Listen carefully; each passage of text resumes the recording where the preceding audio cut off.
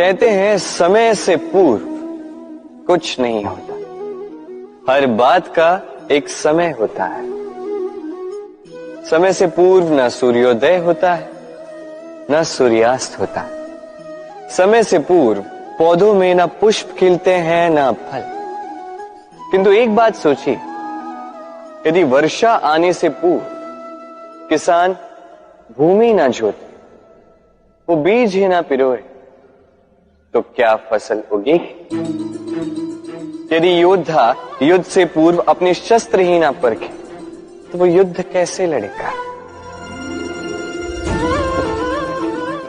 इसका अर्थ ये है, समय आपका जब आना है तब अवश्य आएगा, किंतु तब तक ये महत्वपूर्ण है कि आप स्वयं को उसके लिए सज्ज रखें, क्योंकि ये अवसर, ये शब्द बोलने में जितना छोटा है, ये आता भी उतने छोटे समय के लिए है और फिर निकल जाता है। अब यदि अवसर आपके हाथ आ जाए और यदि आप उसके लिए सज्ज ही ना हो, तो आपको सफलता कैसे मिलेगी?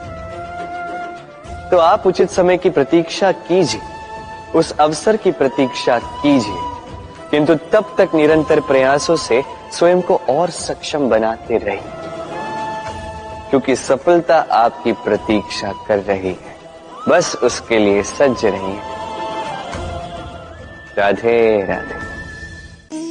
हम में से कई लोग अक्सर स्वयं को अकर्मण्य मान लेते हैं।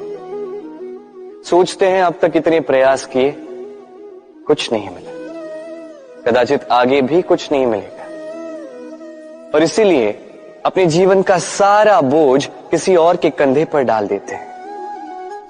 स्वयं पर विश्वास ही खो देते हैं। क्यों नहीं समझ पाते ये बात कि जब तक पांव में कांटा नहीं चुभेगा, व्यक्ति को ज्ञात कैसे होगा कि आगे नीचे देखकर चलना होगा। सूर्य को स्वयं जलना पड़ता है ताकि दूसरों को प्रकाश दे सके।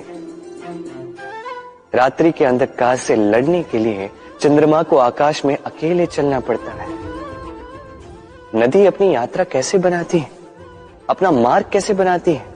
इन चट्टानों से लड़कर बनाती है। यदि आप स्वयं आपकी सहायता करने में सक्षम नहीं रहे, तो निश्चित रूप से आपका यह जीवन व्यर्थ ही है।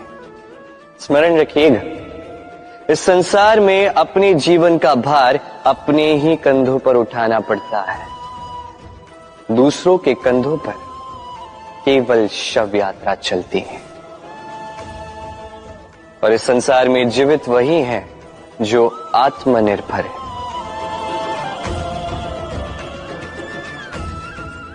राधे राधे। हम सभी कुछ न कुछ पढ़ चुके हैं, कुछ न कुछ सीख चुके हैं, किंतु ये ज्ञान का केवल प्रारंभ है। हमारी चेतना कहां से जागी, ये जानते हुए भी हम समझ नहीं पाते।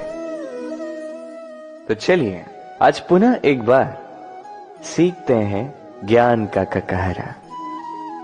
व्यंजनों का प्रारंभ होता है क से। क से कबूतर, ये पढ़ते पढ़ते हम शब्द रचना सीखते हैं, उसके पश्चात सब कुछ। किंतु क्या कभी आपने सोचा है कि ये क से ही क्यों प्रारंभ होता है? कोई और व्यंजन क्यों नहीं? क्योंकि ये क दर्शाता है करुणा। करुणा जो सबसे महत्वपूर्ण भाव है। इसी करुणा के कारण अब किसी भी व्यक्ति या किसी भी जीव के मन की भावनाएं, उसकी समस्याएं, उसकी पीड़ा समझ पाते हैं।